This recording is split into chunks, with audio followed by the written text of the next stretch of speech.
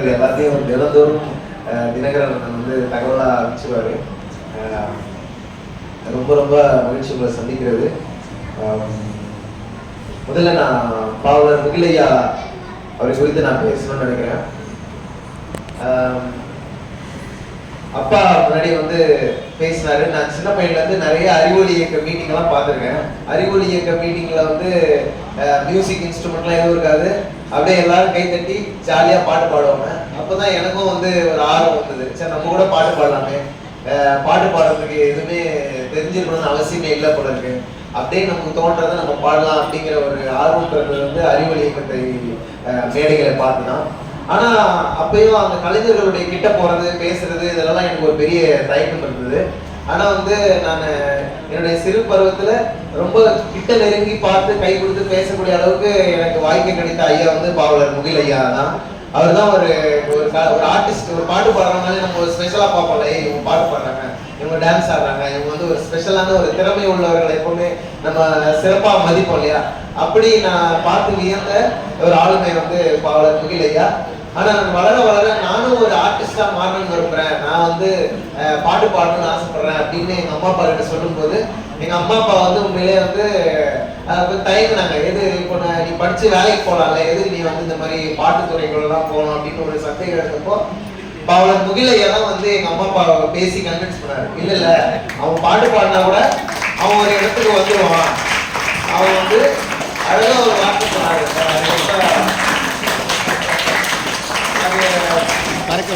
ரொம்ப முக்கியமான ஒரு வார்த்தை ஐயா சொன்னது, அதாவது அறிவை பறக்க விடுங்கள், அவனை பறக்க விடுங்கள், அவன் பறந்து அவனுடைய இடத்தை கண்டுபிடிக்கும் அப்படின்னு சொல்லி சொன்னாரு. அந்த வார்த்தை வந்து என்னால மறக்கவே முடியாது. இன்னைக்கு நிறைய பேர் அதை சொல்லலாம், இன்னைக்கு நம்ம நிறைய இடங்கள்ல வந்து வாழ்த்துறைகள் கேட்கலாம். ஆனா எதுவுமே இல்லாத ஒரு சின்ன பையனை பார்த்து அப்பா அம்மா கிட்ட போய் இவனை பறக்க விடுங்க, இவன் நல்லா வருவான்னு சொல்றதுக்கு ஒரு ஞானம் வேணும். அப்படிப்பட்ட ஒரு மிகச்சிறந்த ஒரு நான் எப்போதுமே நன்றியோட நினைச்சுக்கிறேன். குறிப்பா வந்து நம்மளாம் ஒடுக்கப்பட்ட சமூகம்னு அடையாளப்படுத்தப்படுறோம். அதனால நமக்கு வந்து நிறைய விஷயங்கள் மறுக்கப்பட்டிருக்கிறதே நமக்கு தெரியாது. இப்போ இன்னைக்கு நம்ம எல்லாரும் கையிலையும் வந்து நோட்டு புக்கு கிடைக்குது இல்லையா? நோட்டு புக் கிடைக்கும் போது எல்லாரும் கை தட்டுறாங்க இல்லையா? ஆனா ஒரு காலத்துல நம்ம படிக்கவே கூடாதுன்னு இருந்திருக்கு, இதுவே நமக்கு தெரியாது. இப்போ இந்த மாதிரி நம்முடைய வரலாறு என்னன்னு நமக்கு தெரியாததுனால நம்ம கிட்ட கிடைக்கிற வாய்ப்புகளுடைய அருமையும் நமக்கு தெரியாம போகுது. இப்போ இன்னைக்கு நம்ம எல்லாரும் படிக்கிறோம், இந்த மாதிரி இடங்களை உட்காரோம், நல்ல உடை அணிகிறோம். ஆனா ஒரு காலத்துல இந்த மாதிரி சட்டையே போடக்கூடாது அப்படின்னு ஒரு சட்டம் இருந்திருக்கு. ஆனா அது காரணம் என்னன்னா சாதி அப்படின்னு சொல்லியிருக்காங்க. ஒரு காலத்துல நீங்க வந்து தெருவில் நடக்கவே கூடாது அப்படின்னு இருந்திருக்கு. அப்போ எந்த வகையான உற்சாகமுமே கிடைக்கப்பெறாத மக்களா நம்ம எல்லாரும் இருந்திருக்கிறோம். அதனால நம்மளை யாராவது வந்து நீ நல்லா பாடுற அப்படின்னு சொல்லிட்டாலே அது பெரிய வெற்றி தான் நமக்கு. நம்மள யாராவது வந்து நீ நல்லா படிக்கிற, நீ நல்லா ஓவியம் வரைகிற, உன்னால முடியும் அப்படின்னு சொல்றதே ஒரு மிக முக்கியமான விஷயம். அப்படி என்னுடைய வாழ்க்கையில வந்து என்னை முதல் தட்டி கொடுத்தவர் பாவலர் முகில் ஐயா அவர்கள். இன்னைக்கு நான் மட்டும் இல்லை, இன்னைக்கு அந்த நினைவுகள் எல்லாத்தையும் பார்க்கும்போது இங்க அவர் இருந்த மாதிரிதான் எனக்கு இருக்கிற மாதிரிதான் எனக்கு ஃபீல் ஆகுது. அவர் இருந்தாருன்னா அப்படி ஓடி ஆடி எல்லார்ட்டையும் பாடின்னு சிரிச்சுன்னு அரக்கோணத்துக்கு வந்தா அவருக்கு நான் தான் வந்து 2 வீலர் டிரைவர். என்ன நான் தான் 2 வீலர் ஓட்டுவேன் அவருக்கு. அவர் 4 நிகழ்ச்சி 5 நிகழ்ச்சிக்கு போவார் ஒரே நாள்ல. அது எல்லா நிகழ்ச்சிகளுக்கும் நான் கூட போய் வேடிக்கை பார்ப்பேன், வேடிக்கை தான் பார்ப்பேன் நான்.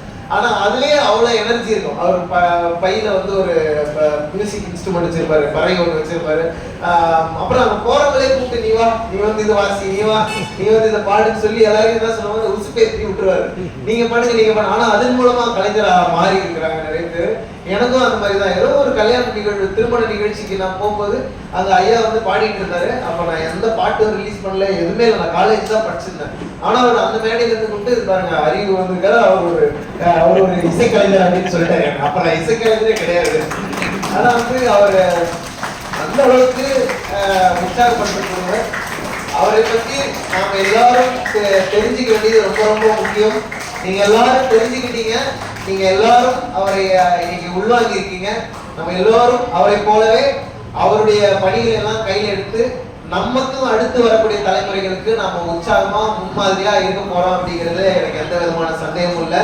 நீங்க எல்லாருமே வந்து பாவலர் முகில் ஐயாவுடைய நினைவுகளை தெரிஞ்சுக்கிறது மூலமா உங்க நிச்சயமா நீங்க கிளாஸ்ல ஸ்கூல்ல காலேஜ்ல வந்து கவனிக்கிற பாடங்களை போலவே இது வந்து அதை விட முக்கியமான ஒருத்தர் நம்முடைய சமூகத்துக்காக உழைத்தவங்க. ஏன்னா இங்க என்ன நடக்குதுன்னா, இந்த சமூகத்திலிருந்து வளர்ச்சி அடைந்த பிறகு இந்த சமூகத்தை விட்டு நம்ம விலகி போயிடுற ஒரு சூழல் இங்க வந்து ஏற்பட்டுட்டே இருக்கும். நம்ம எங்க இருந்து வந்தோம் அப்படிங்கறத மறப்பதற்கு தான் இந்த உலகம் நம்மளை மறுபடியும் காமிச்சுட்டே இருக்கும். ஆனா முகிலையா அவர்கள் எவ்வளவு உயரத்துக்கு போனாலும் திருப்பி வந்து இந்த சமூகத்தை திருப்பி பார்த்திருக்கிறார். அது ஒரு மிகப்பெரிய பண்பு. அந்த பண்பை அவர்கிட்ட நம்ம எல்லாரும் கத்துக்கணும்னு நினைக்கிறேன். ஐயாவுடைய நினைவு நிகழ்வுல வந்து உங்க எல்லாரையும் சந்திச்சு ஜெய்பீம் இரவு பள்ளி கூட்டமைப்பு வந்து எவ்வளவு முக்கியமான பணிகளை செய்யறாங்க அப்படிங்கறத வந்து நீங்க எல்லாரும் ஒரு விதைகள் மாதிரி தான். இன்னும் 20 ஆண்டுகள் 30 ஆண்டுகள் கழிச்சு பார்க்கும்போது மிகப்பெரிய சமூக ஆளுமைகள், IAS அதிகாரிகள், மிகப்பெரிய கலைஞர்கள், மிகப்பெரிய ஆளுமைகள் வந்து நீங்க எல்லாரும் வந்து இந்த இடத்துல நிற்பீங்க. இதே இடத்துல நின்று நீங்களும் வந்து உங்களுடைய அனுபவங்களை அடுத்த தலைமுறை குழந்தைகளுக்கு பகிர போறீங்க. அந்த நம்பிக்கையோட நீங்க எல்லாரும் தொடர்ந்து படிக்கணும். இந்த நிறுவனத்தை, இந்த இரவு பள்ளியை சிறப்பாக நடத்துகிற தோழர்கள் எல்லோருக்கும் என்னுடைய மனமார்ந்த வாழ்த்துக்களையும் நன்றியை தெரிவிக்கிறேன். குறிப்பா தினகரன் ஐயா அவர்களுடைய அர்ப்பணிப்பு வந்து எனக்கு ரொம்ப இன்ஸ்பைரிங்கா இருக்கு. அவரை போல இந்த சமூகத்தை நேசிக்கணும்னு நானும் விரும்புகிறேன். நிச்சயம் நான் அப்படி ஒரு நிலையை எட்டுவேன் என்று நம்புகிறேன். உங்கள் அனைவருக்கும் என்னுடைய நன்றியை தெரிவிக்கிறேன்.